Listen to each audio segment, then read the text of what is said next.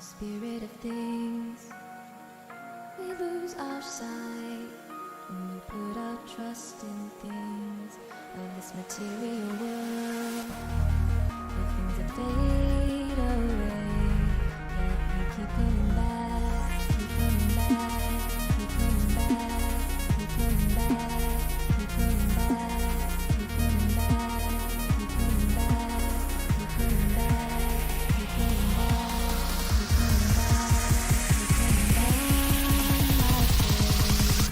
Of things we know.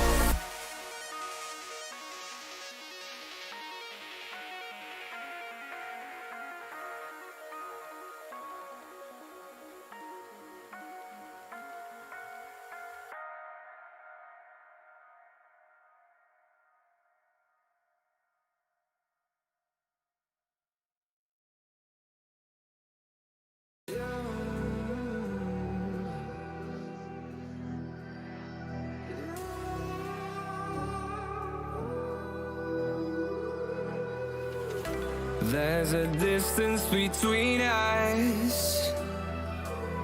It's getting hard to reach out.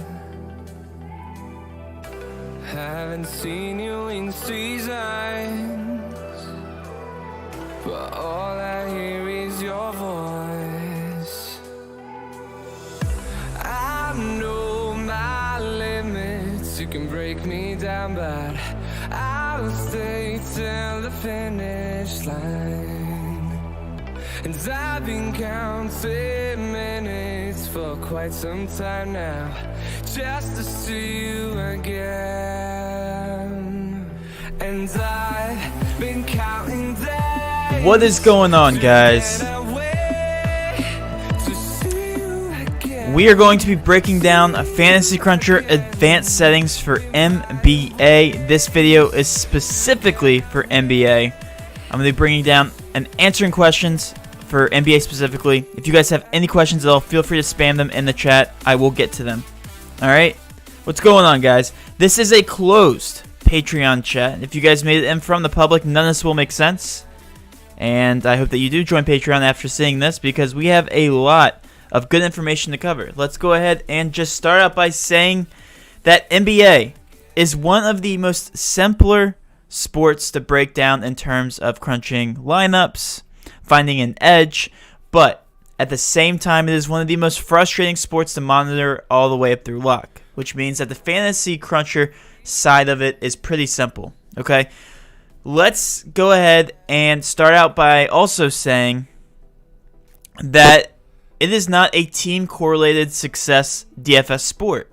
What that means is that if a team flops, goes out and scores 80 points on the night in a complete dud, there's still a couple players that could definitely pay off on that team.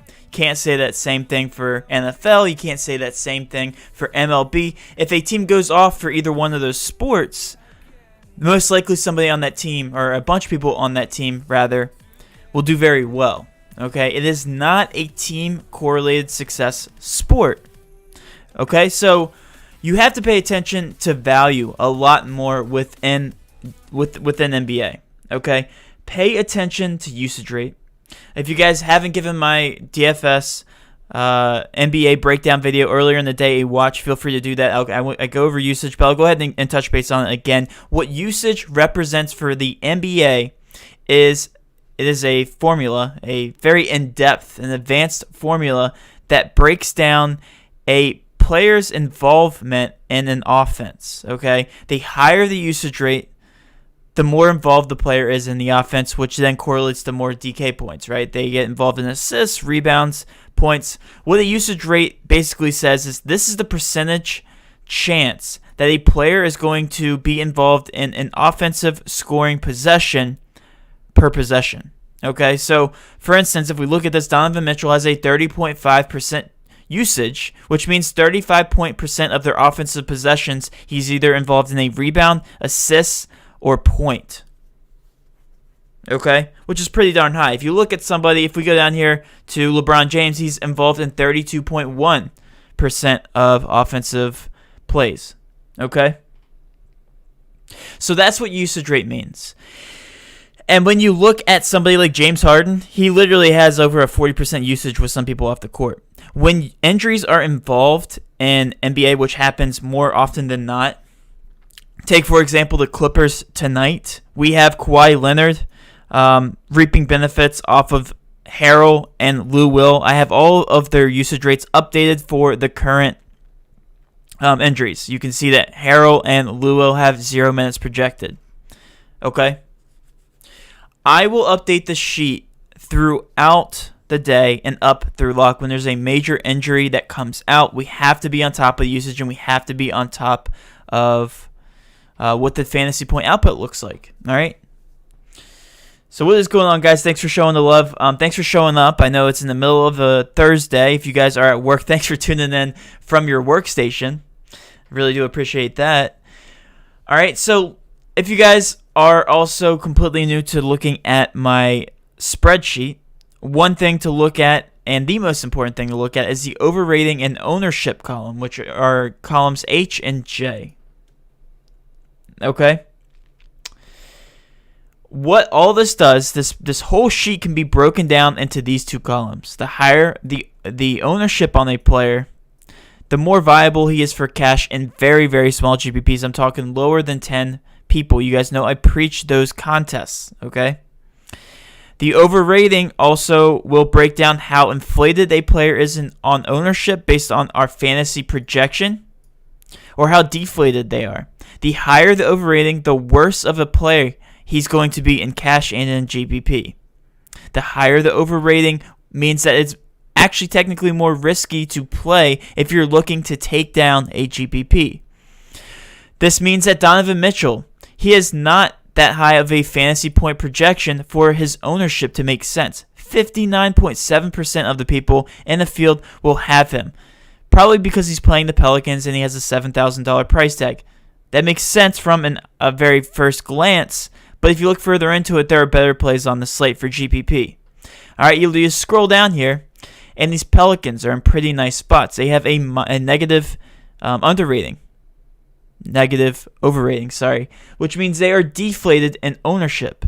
That means that their ownership does not make sense on the plus side for what their fantasy production could be. They are still the highest over on the slate at 113, which means they are going to push the pace of the game against the Jazz, which they typically do, and people like Drew Holiday could easily hit their value at 8,600, Brandon Ingram 8,300, Derek Favors at 5,800. All of these guys are in very good positions to go over at a discounted ownership. All right. Right now, Zion Williamson is projected at 30.25 minutes. I see that right now in the chat. That is approximately what he plays. So that's how you gauge this sheet, and that's how you can look at this sheet just straight up and make a lineup, okay? If you're looking at GPPs and you're looking at cash games. But the big question of the day is, how do I adjust my FantasyCruncher settings based on what contests I want to enter? My goal, is it 150 lineups? Is it 20 lineups? Is it 2 lineups? Is it just one single entry lineup? How do you adjust your settings? What are you looking for? And that's what we're going to cover in this video. Okay? Again, so many other people in this industry will fluff their spreadsheets, add so much color, include unnecessary statistics. I get straight to the point, and I want you guys to get straight to the point. Playing DFS is just like playing poker, just like playing Texas Hold'em. You observe the other players on your table, at your table. You observe their frequency. You observe how much they are, or their tendencies, how much they are doing different things, and you are basically adjusting your betting amounts, how much you're willing to put in, what you're going to do based on what they're doing. The good thing about my cheat sheets is that I show you the players' cards and exactly what they have, the percentage ownership in the field, and that gives you a huge advantage, okay? That's something that the industry doesn't preach. There's one specific way to play DFS, and that is play contrarian where it makes sense, play cash plays where it makes sense, take advantage of the ownerships on the field, okay? If you use that mindset, you will be successful. Don't throw your biased opinions into it whatsoever. Look at the cheat sheet, adjust accordingly. All right.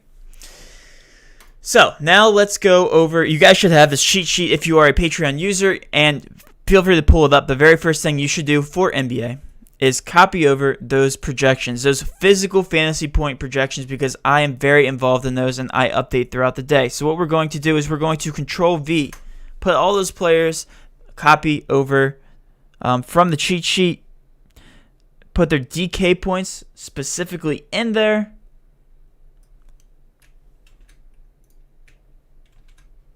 All right, and what we're going to do is upload those right now. What we're also going to do is we're going to look at the fantasy point projections for these players. Hold on, I need to go to all. Yep. I'm going to switch to my projections and make sure all these guys that aren't playing or aren't expected to play, that are virtually unowned, making sure that they don't get into my lineups, okay? So what you're going to do is unselect all of these players. Oh, and it starts here. So I'm going to select these guys. All right. The number one most important thing to do in breaking down any kind of slate is to find your benchmark, and I explained this in another video. What a benchmark is you're finding what is the chalkiest lineup, what does that percentage ownership looks like. It varies from slate to slate, it varies from contest to contest, but you're looking for the highest projected ownership team. What you're going to do before you look at that is you're going to set 49,500, okay? And you're going to crunch, if you have the premium package, to ownership projection, crunch one lineup. Okay? That way you find the ownership. Calculate, and I already did it, so it's going to look very similar. It's going to look the exact same as my other crunch. And this is the chalk lineup. Okay? This is what's carrying the highest combined ownership on the slate. Of course, we're still pending that Anthony Davis news. We're still pending a couple other injury news from the Lakers, I do believe. But that is the main thing. But as of right now, we have Jordan Clarkson, we have Mitchell, Green, Anthony Davis, Gobert, Lonzo Ball, Paul George, Joakim. That is the highest projected. I'm going to actually crank it up to 49,700 because I feel like nobody will leave that much on the table. See if that looks any different. Yeah, so it does. So, well, actually, Moudier's in there. So it would be Mudiay, Clarkson, Paul George, Zion, Gobert, Mitchell, James, Noah. Again, ownerships update all throughout lock, so don't take this and throw this into a cash lineup. I do think that ownership will definitely adjust closer to lock for the Lakers once that AD news breaks. Okay? But the one thing we are looking at is the ownership projection. The ownership projection is our benchmark. Right now it's at 332.6. Let's go ahead and round that up to 333 to make it simple and mark that down somewhere, okay? I know 333 is the benchmark projection, all right? Let's start out by entering a single entry contest. Go ahead, guys. Pull up your phone. go ahead and find the single entry GPP right now. Okay, and let's go ahead and start. Let's start looking at what we're gonna do for advanced settings for FantasyCruncher. Okay, I'm gonna go ahead to game, go into my app here, find a single entry GPP, a decent sized one, enough to get some good practice out of. All right, let's say I'm entering a $333, how ironic, single entry contest with 33 people. Okay, my formula is this: take the size of that contest, which is 33 people, divided by 2. Okay, because this tells you how contrarian you need to be for this contest. All right, so 33 divided by 2 is 16.5. Let's round it up to 17. You take 333 minus 17.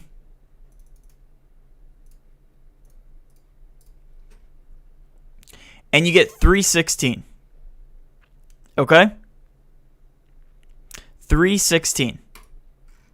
What I am doing now is I'm now setting my advanced settings. I'm going to crunch as many lineups as I possibly can. Set unique players to 2. Let's make this 4,900. Randomness, let's go ahead and set this to 25. Again, these are my settings. You don't even need to mess with the team stacks. Again, unless you're going to the big GBPs, I really don't recommend team stacks. We see the optimal combinations have all kinds of different teams unless a team goes to 3 overtimes, which is unlikely. Okay? Which you can do that. 2 unique, 25% randomness, change all players. And now what we're going to do, let's just break down 500 lineups based on my projections that I manually inputted in here. All right? Let's break it down. 500.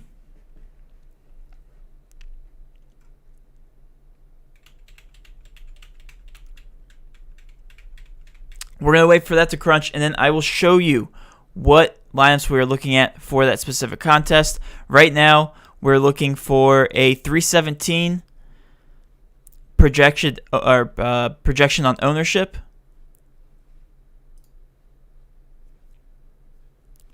And I'll go ahead and spend some time to answer some questions real quick. Does it cost to use FantasyCruncher? Yes, it does. They charge. I do believe for a light package they charge $20 to $30 a month. I believe it has changed the last time I purchased it. So don't hold me to it.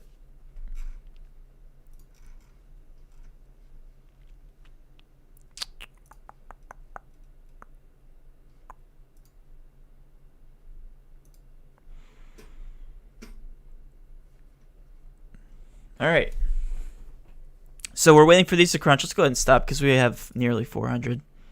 Sort lineups by ownership.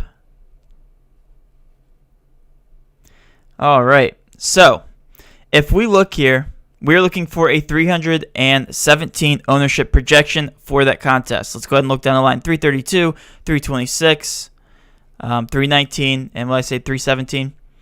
So here we are. This lineup right here, this Clarkson Ingles, I think Ingles is going to be a low-owned guy here. Green, Zion, Gobert, Mitchell, Paul George, Alonzo. This is the lineup you're going to go with to differentiate yourself enough in that GPP. All right, it is that simple. Okay, and the further you go out, you use that formula. Like I said, so many people are so concerned about the advanced settings in FantasyCruncher where they think that if they get those advanced settings correct, they'll start winning GPPs. That is not the case.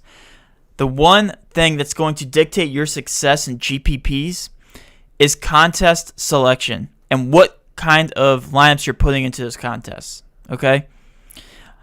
Don't go throwing this high-owned lineup into a big GPP. It probably won't get it done. All these guys are too high-owned. Ingles is still too high-owned for a big GPP to differentiate yourself enough. You have to get enough of Joe Ingles. You have to get somebody like Caldwell Pope and somebody down here, Dwight Howard. Like, you'd have to get very different for a big GPP to cash.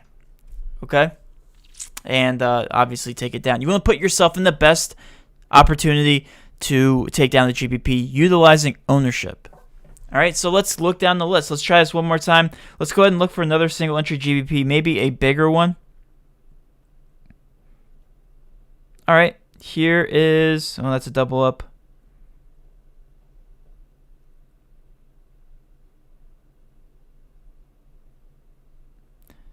All right, here's a 215 person GPP. So let's do it again.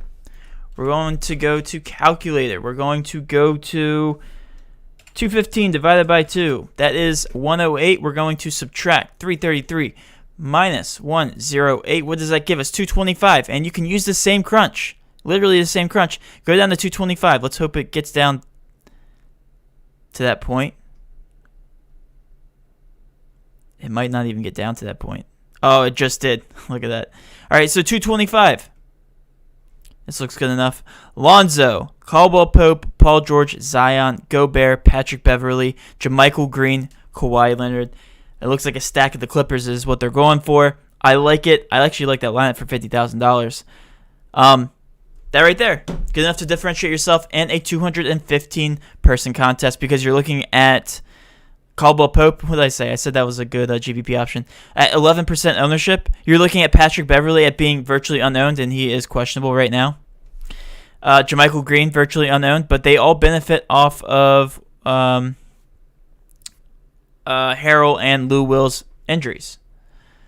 So that's how you do it, guys. It is actually very simple. And when you're looking at your leverage spots that you put in for utilizing the sheet and looking at my projections, it's very easy to pinpoint that. Now, let's say you're entering a massive 50,000 person contest. Let's do the math, right? So we're going 50,000, right? Divided by 2, and that gives us 25,000. Okay, 333 minus 25,000. That ownership doesn't make sense, right? So this is a good rule of thumb by showing you how much you really should differentiate yourself based on contest size. Obviously, this formula doesn't work for those extremely big contests. That's funny because the next question came up, and this is covering that.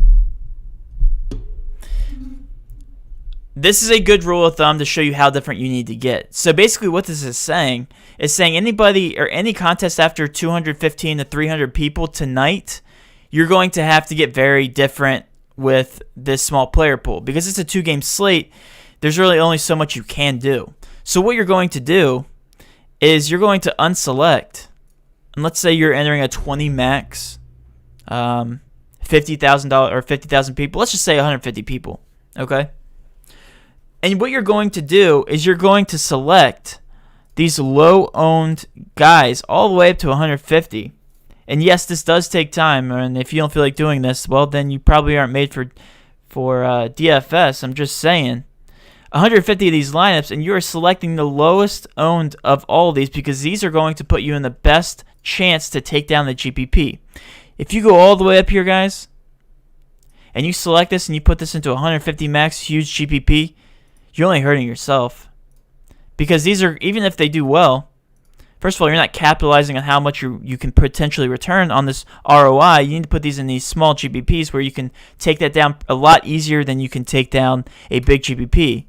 And quite frankly, they have a low percentage chance to do that because they are the highest owned. You're playing the chances by going all the way down here. Would you rather play somebody that's going to fly under the radar, somebody like JJ Redick that is very streaky that could get hot at 4% owned? Put you above the top, could easily be in the optimal lineup. I mean, only $3,600, and what is he projected minute-wise? I'm just curious now. JJ Redick's projected at 21 minutes, 3,600. He has to average over. He doesn't even have to average. He has to average a fantasy point per minute to hit value, and then some.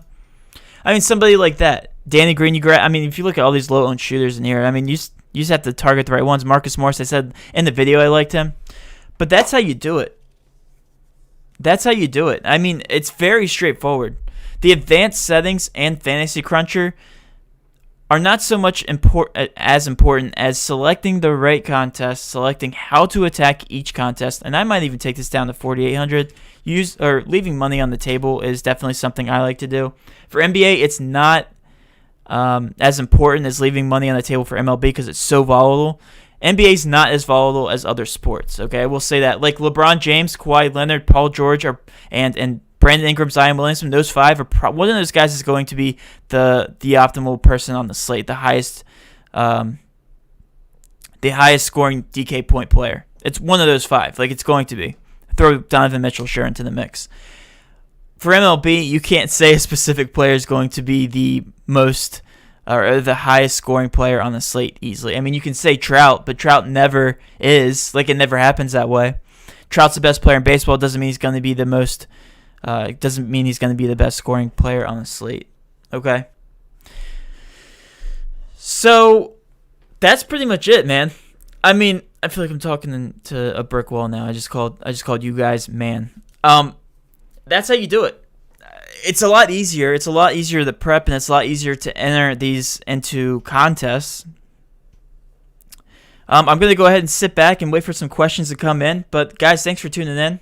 Oh, you guys didn't tell me my green screen was messed up. Hold up. Look, you'll see the little white space disappear. Ready? It's magic. Look at that. Maybe I missed it, but is there a 5,000 person formula? There is not. So like I said, each slate is very dependent on how much ownership you need to differentiate yourself. For tonight, there's only a certain amount of percentage you can really differentiate yourself, and it's really in the awkward 215 to 300 person range, which we just looked at. Yeah, it looks to be about 300 people. That's the awkward range. So anything after that, you really are just grabbing low-owned stacks. And use the same kind of formula I just did. Put in those fantasy points, 25% randomness. You can increase that up to the amount you want until you find the percentage ownership that you want to differentiate yourself. But like I said, guys, it's all about contest selection. It is all about contest selection. So many times I will say it. Sit at the table you want. Play it like Texas Hold'em. Pick out your opponents. Right? You get to choose that. You get to choose how many people you want to play against. You want to choose a cheap GPP, small GPP. By the way, a lot of GPPs, like these smaller GPPs, are found on the desktop version, not the mobile app. A mobile app has a very limited amount. I don't know why that is. They should really update their app to include all of the contests. 3-man contests is what I suggest putting cash lineups into to increase your ROI. All you have to do is beat 2 other people, top 33%. Where in double ups, you have to cash in top 44% to double up. Well, why not go against the top 33% and then triple up? Think about it. Percentage makes sense. All right. So let's go ahead and go over some questions real quick here. So always stay above 49,000. It depends on the contest. It depends on the slate, rather.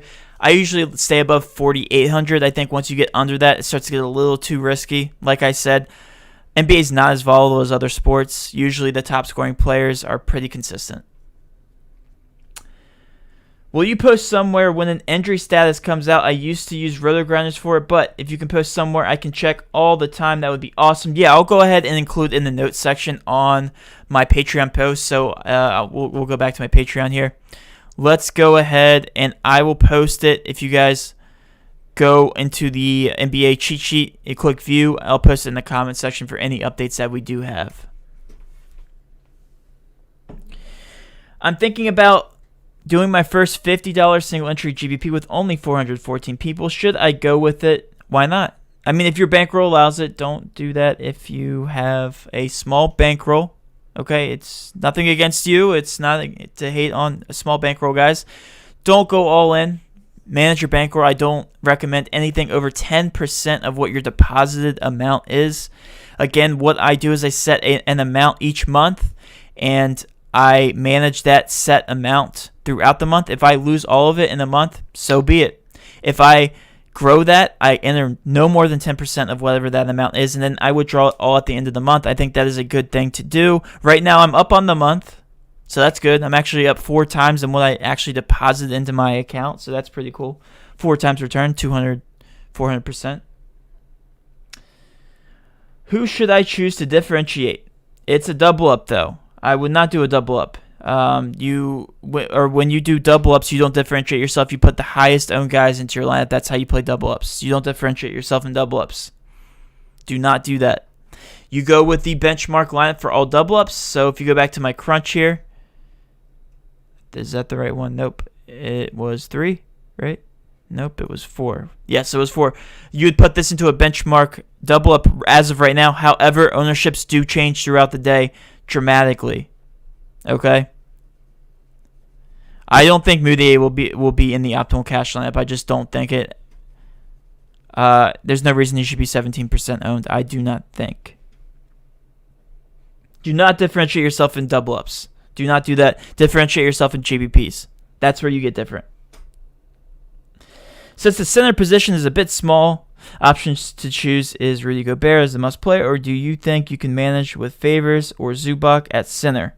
Depends on the contest. It's always my answer. Favors and Zubac are definitely good GPP options. I think Gobert is definitely the safe option tonight for sure. He's going to be chalk at $7,100.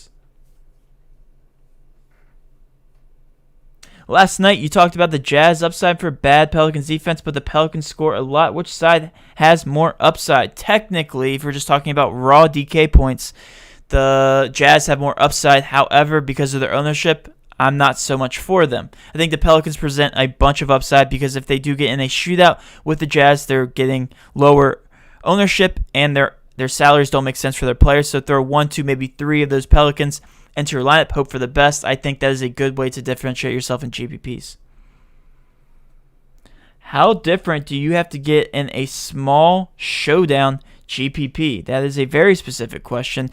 Showdowns are completely different in as far as lineup construction, but it's still the same kind of ownership differentiation. So if you look every single time, you're only playing one matchup, right? So you have to get different 1, maybe 2 roster spots depending on the contest. Again, it's the same kind of ownership thing. Input those ownership projections, find the benchmark, and then look at the contest size. It is so easy once you guys utilize this formula and you stay consistent with it.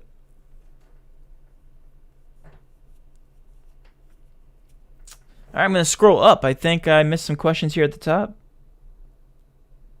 Zion's going through shoot around. Thanks for the update. I did not know that, so Zion should play. That's good news for the NBA.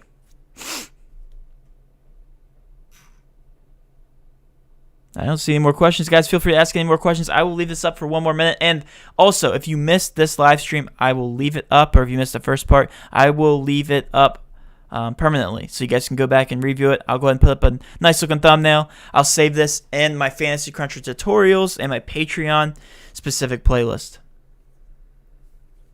What range of GPP should I go for? I have like 60 extra bucks to spend after that one for $50 double up. I always recommend you going for smaller GPPs if you guys have a smaller bankroll. That is the best way to build your bankroll. I personally don't do cash. I do small GPPs. I do 3-man contests, you and 2 other guys, and then I go up the line, and then that's how I enter my GPPs throughout the night. I rarely, ever play 150 max more than 10,000 people. I cannot stand those million the first contests. You're throwing your money away. You really are. You look at every single person. Sometimes people are just playing those contests, and it frustrates me to no end because if you're looking to make money in DFS, you're not playing the lottery. You're not going against 200,000+ people in the contest. You were literally playing the lottery at that point. And then not only that, you're putting yourself at a major disadvantage. 1, if you're entering a cash lineup, and then 2, if you're only entering 1 out of those 150 max when so many people are maxing out that 150. Okay? Please don't be that person. Do not do that. Don't say, well, I might as well because, you never know. You're right. You never know. But if you're entering your cash or one lineup that you're entering at night, it's probably going to be high owned. Don't do that, please. Don't do that. All right. Really appreciate that, Curtis. Man, really do appreciate that. Could you fade Gobert and play Zion at the 5? Absolutely.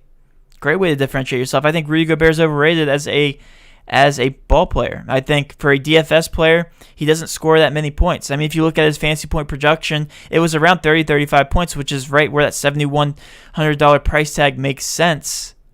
But if you're looking to take down a GPP, he doesn't have much upside. Sure, why not?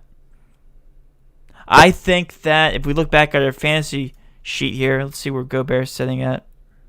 Gobert, his overrating's at 13%, so At 50% ownership, that really doesn't make sense. Okay?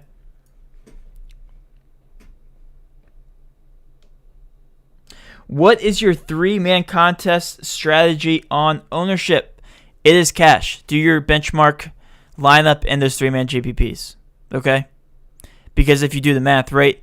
3 divided by 2, 1.5, round that up to 2, and you're differentiating yourself in 2% ownership, it doesn't make much sense. Okay? So, that is pretty much it, guys. I will go ahead and end the stream here. Thanks for tuning in. I will leave this up on YouTube to go ahead and review.